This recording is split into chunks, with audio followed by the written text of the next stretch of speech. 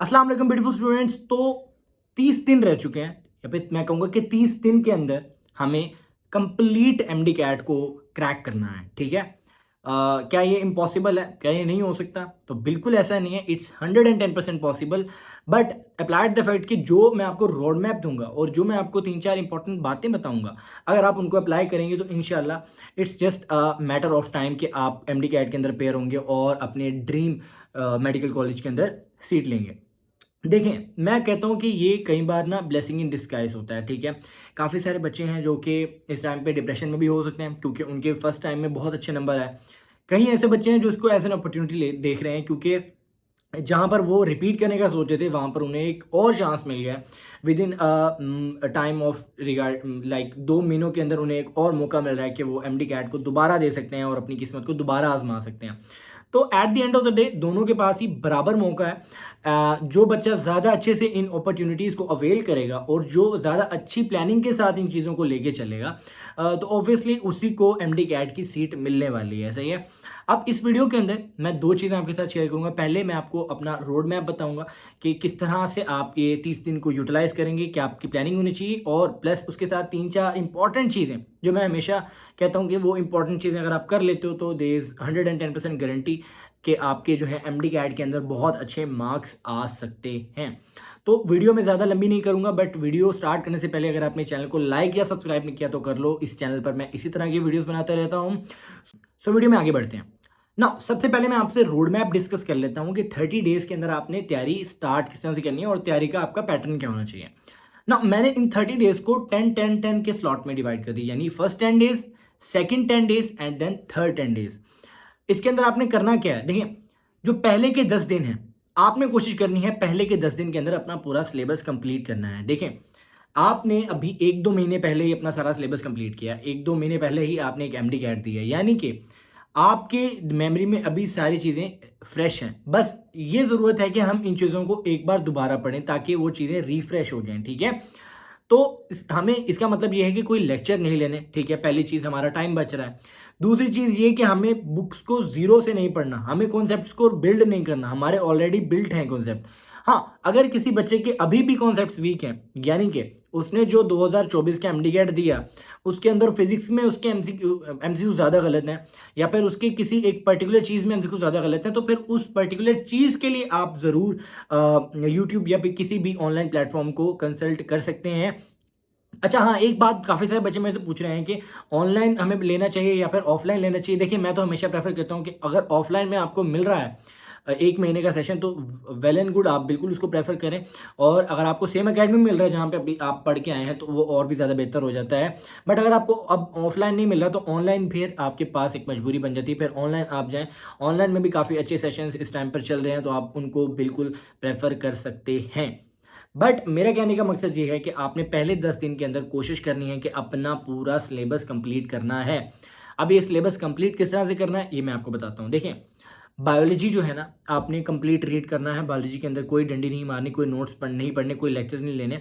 3 दिन के अंदर, 3 से 4 दिन के अंदर आपकी बायोलॉजी आराम से हो सकती है, कोई इसके अंदर टेंशन की ज़रूरत ही नहीं है। ठीक है, बायोलॉजी एक ऐसा सब्जेक्ट है कि जिसके अंदर जिस बच्चे ने इसकी ज़्यादा रिविजन्स की होती हैं उसी के ज़्यादा मार्क्स आते हैं। अगर आप इसको प्रूफ आपको चाहिए तो मेरे काफ़ी सारे स्टूडेंट्स के 68 आउट ऑफ 68 आए हैं, और उनकी सबसे बड़ी ट्रिक जो इसके अंदर रही है वो यही रही है कि उन्होंने अपनी बुक्स को पहली प्रायोरिटी रखा है और उसकी एटलीस्ट उनकी 6-7 रिविजन थी। But I am not saying कि आप यहाँ पर आप 6-7 रिविजन करो, जितनी ज़्यादा रिविजन करो उतना अच्छा होता है। तो बायोलॉजी के अंदर 3 से 4 दिन के अंदर आप कंप्लीट अपनी बायोलॉजी को थॉरली कर सकते हो। बात करें फिजिक्स की, तो फिजिक्स के अंदर भी आपको ज़्यादा टाइम नहीं लगेगा। अगर आपने मेरी बात मानी हो और अगर शॉर्ट नोट्स बनाए हुए हैं तो फिर तो आपको 1-2 दिन लगने वाले हैं। बट अगर स्टिल आपने अपने कोई नोट्स बनाए तो 2 या 3 दिन से ज़्यादा आपको 3 या 4 दिन भी, अगर आप 3 दिन भी कर लेते हैं लेट से, तो 3 दिन से ज़्यादा आपको नहीं लगेंगे। 3 दिन के अंदर आपकी कंप्लीट हो सकती है। ठीक है, ये मैं आपको ज़्यादा बता रहा हूँ।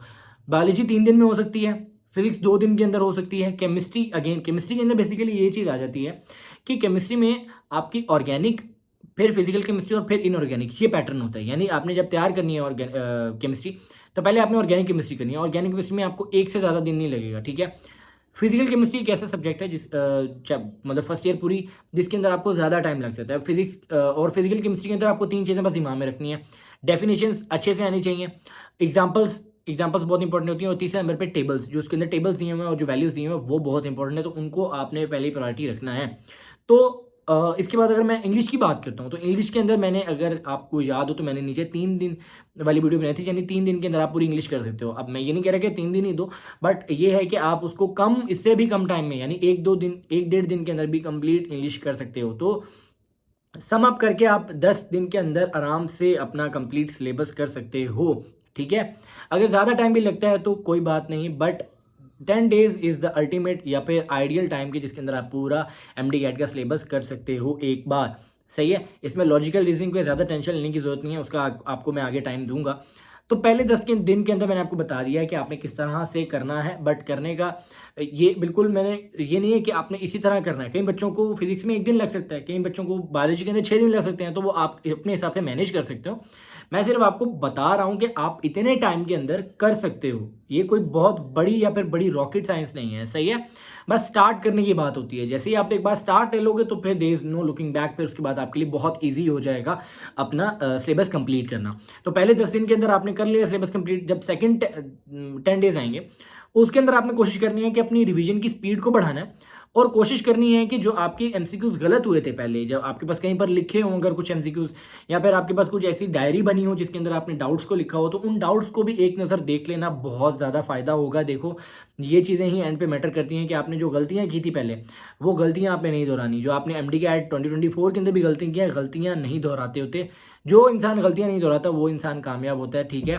तो अपनी गलतियाँ नहीं दोहरानी। डाउट, अगर आपके पास डाउट बुक है अपनी, तो उसको आप ज़रूर से कंसल्ट करो। अगर नहीं है तो कोई प्रॉब्लम नहीं, आपने जो पहले 10 डेज़ के अंदर एक प्रोसेस किया था उसी को दोबारा करना है। यानी कि पहले 10 दिन के अंदर आपने जो एमडी कैट को पूरा रिवाइज किया, पूरे सिलेबस को किया, सेकंड 10 डेज़ के अंदर भी आपने पूरा सिलेबस करना है, और इस बार लॉजिकल रीजनिंग को भी ऐड कर लेना, ठीक है। लॉजिकल रीजनिंग भी बहुत इजी होती है, ठीक है। इसके अंदर ऑब्वियसली बात है, अगर आप पहले एमडी कैट दे के आए हो तो आपने इस चीज़ के ऊपर काम किया होगा, आपको पता होगा। बट अगर नहीं भी किया तो कोई प्रॉब्लम नहीं है। Logical reasoning is basically a very very easy subject, और इसके अंदर आपको एक दिन भी, मैक्सिमम एक दिन से ज़्यादा नहीं लगेगा। Course and effect, cause and effect, उसके अलावा कोर्स एंड एक्शन, ये 2 इंपॉर्टेंट हैं। इसके अलावा अगर आप देखते हैं तो लॉजिकल डिडक्शन वगैरह, ये कुछ चीज़ें हैं जो कि आपको इंपॉर्टेंट होती हैं आपके लिए जब आप लॉजिकल रीजनिंग की तैयारी कर रहे होते हो। सही है, तो इसके अलावा इसमें ज़्यादा इंपॉर्टेंट नहीं है। तो पहले 20 दिन के अंदर आपने 2 रिविजन्स कर ली अच्छे से, आपने अपनी पूरी मेमोरी को रिफ्रेश कर लिया, ठीक है। पहली जब रिवीजन होगी ना, आपको वो कॉन्फिडेंस आएगा जिसकी आपको उम्मीद भी नहीं है, ठीक है। और जब एक बार आप कॉन्फिडेंट हो जाओगे तो फिर आपके लिए कोई प्रॉब्लम नहीं होने वाली। This it's not going to be a big deal for you at all, ठीक है।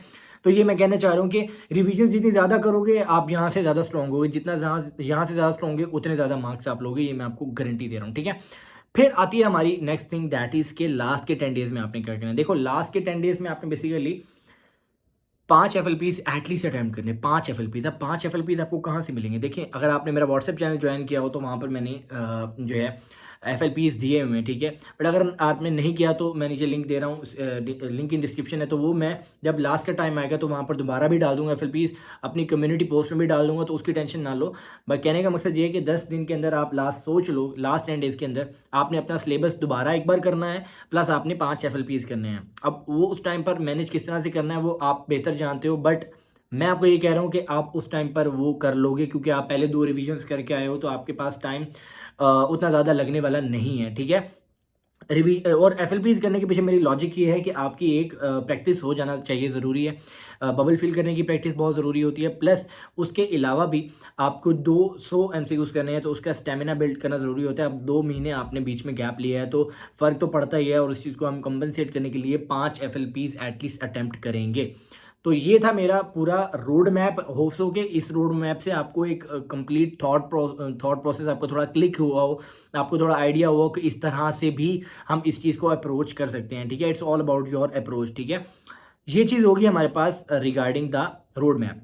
अब कुछ 3-4 इंपॉर्टेंट बातें हैं जो इस टाइम पर आपको अपने दिमाग में रखनी है। सबसे पहली चीज़, अपने फ़ोन एडिक्शन को साइड पे करो, रील स्क्रॉलिंग साइड पे करो। आपके पास टाइम नहीं है। देखो, आप पूरा अगर दिन देखते हो ना, दिन के अंदर आपके पास 7 से 8 घंटे मिलते हैं जिसके अंदर आप प्रॉपर वर्क कर सकते हो, और उसके अंदर से भी अगर 3-4 घंटे आप रील स्क्रॉल करोगे तो पीछे आपके पास टाइम कहाँ बचता है पढ़ाई के लिए। तो पढ़ाई के लिए टाइम निकालना है तो रील्स को साइड पे करो, दोस्तों को साइड पे करो, सोशल मीडिया साइड पे करो, ठीक है। मम्मी पापा को प्रॉपर इस बारे में उनको इंस्ट्रक्शन दे दो कि भाई अब मैंने पढ़ना है, मेरे पास टाइम नहीं बचा, तो प्लीज़ मुझे किसी तरह की भी कोई डिस्ट्रैक्शन नहीं चाहिए, ठीक है। कुछ छोटे मोटे काम होते हैं तो वो घर वाले खुद ही कॉम्पनसेट कर लेते हैं, क्योंकि उन्हें पता होता है कि बेटा या बेटी पढ़ाई कर रहा है तो आपने पढ़ाई करनी है दिल लगा के, ठीक है, तो घर वाले भी आपको सपोर्ट करेंगे। प्लस सेकंड चीज़, नमाज को बिल्कुल रेगुलर करो। नमाज अगर नहीं अभी तक रेगुलर की तो करो, अगर कर रहे हो तो बहुत अच्छी बात है। नमाज से आपकी रूटीन डेवलप हो जाएगी, आपका टाइम टेबल चेक में रहेगा, प्लस आपका अल्लाह ताला से कनेक्शन बिल्ड रहेगा और आपका हाफजा अच्छा रहेगा, ठीक है। तो इतने जब बेनिफिट्स आपको मिल ही रहे हैं तो वाई नॉट आप नमाज भी साथ साथ पढ़ो। नमाज से आपको बहुत ज़्यादा बेनिफिट होगा, ठीक है। फिर तीसरी चीज़ हमारे पास आ जाती थी, दैट इज़ कि आप ज़्यादा सोचना नहीं, आप यानी ओवर थिंक आपने बिल्कुल नहीं करना, ठीक है। कि इस बार का एमडी गेट मुश्किल आ जाएगा, इस बार का एमडी गेट ईजी आ गया, मेरा एमडी गेट ना बना, उस बच्चे ने इतना पढ़ा हुआ, उस बच्चे के तो 190 आए थे, उसके इस बार भी आ जाएंगे। कुछ सोचने की ज़रूरत नहीं है, इसीलिए मैं कह रहा हूँ कि व्हाट्सएप से दूर रहो, दोस्तों से दूर रहो। अभी सिर्फ आपके पास टाइम है कि आप डीप वर्क करके अपना ये एमडी कैट की सीट निकालो, ठीक है। एक गोल्डन अपॉर्चुनिटी आपको मिली है, या अल्लाह ताला की तरफ से दूसरा चांस है कि कोई बात नहीं, अगर फर्स्ट अटैम्प्ट में नहीं हुआ तो सेकंड अटैम्प्ट ही कर लो, बट एटलीस्ट अच्छे से करो, अपनी तरफ से 110% एफर्ट डालो। जब ये एफर्ट डालते हो ना तो रिजल्ट जो भी हो आप अंदर से सेटिस्फाई रहते हो, आपको कोई रिग्रेट नहीं रहता। अभी काफ़ी सारे बच्चों के मेरे पास मैसेजेस आए, वो रिग्रेट कर रहे हैं, क्यों? क्योंकि उन्होंने प्रॉपर 110% दिया ही नहीं, ठीक है। देखो यार, आपके पूरे पेरेंट्स आपके लिए इतनी एफर्ट डाल रहे हैं, आपके सिबलिंग्स आपको इतना सपोर्ट कर रहे हैं, तो आपका इतना तो हक बनता ही है कि आप अपनी तरफ से एटलीस्ट मुखलस होके एक अच्छी एफर्ट तो डाल ही सकते हो, ठीक है। इसमें क्या जाता है आपका, तो कोशिश करनी है कि हमें अच्छी एफर्ट डालनी है, अच्छा बिल्कुल 110% फोकस होकर काम करना है। देखो, at the end of the day it's just an MD CAT paper, ठीक है। एमडी कैट आपने 2024 का पहले भी दिया है, ये भी एक एमडी कैट है। चीज़ ये है कि जो बच्चा अपने ऊपर बिलीव रखेगा ना, जिस बच्चे को ये डाउट नहीं होगा कि मेरे से नहीं होगा, वो कर जाएगा। ये मैं आपको 110 सारी गेम कॉन्फिडेंस की है। और जो मैं आपको रोड मैप बता रहा हूँ ना, जिस बच्चे ने ये रोड मैप फॉलो किया होगा उसको एटलीस्ट ये तो कॉन्फिडेंट रहेगा ना कि मैंने अपना प्रॉपर एक प्लानिंग के साथ मैंने चीज़ों को किया। तो ये बहुत इंपॉर्टेंट है आप सबके लिए कि आप प्लानिंग के साथ चलें। देखें, काफ़ी सारे स्टूडेंट्स को मेरा रोड मैप समझ में आएगा, काफ़ी सारे जो स्टूडेंट्स इससे रिलेट नहीं कर पाएंगे, बट इट्स जस्ट दैट कि आपको यहाँ से समझना है, ठीक है, कि मैं कहना क्या चाह रहा हूँ, ठीक है। पिक करनी है चीज़ें जहाँ पर आपको सही लग रहा है और अपने हिसाब से उसको चेंज भी कर सकते हो आप, ठीक है।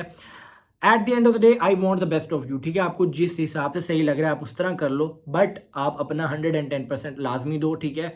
बाकी इंशाल्लाह I will make new videos, और भी वीडियोस आपके लिए बनाऊंगा, बट आपको एक काम करना है, एंड दैट इज़ के अच्छे से पढ़ना है, अपनी एमडी कैट की सीट के लिए लड़ना है, ठीक है। हम सब इंशाल्लाह इसके लिए इकट्ठे फाइट करेंगे और इस लड़ाई को इंशाल्लाह जीतेंगे, चाहे वो सिंध बोर्ड हो, चाहे वो सजैब एमयू हो, मैटर नहीं करता। मैटर करता है कि आपकी सीट आए, ठीक है। अब वो किसी तरह से भी आए, ये मैटर नहीं करता। 110% अपना एफर्ट देंगे, इंशाल्लाह मैं आपसे मिलूंगा नेक्स्ट वीडियो में, तब तक के लिए अल्लाह हाफिज़।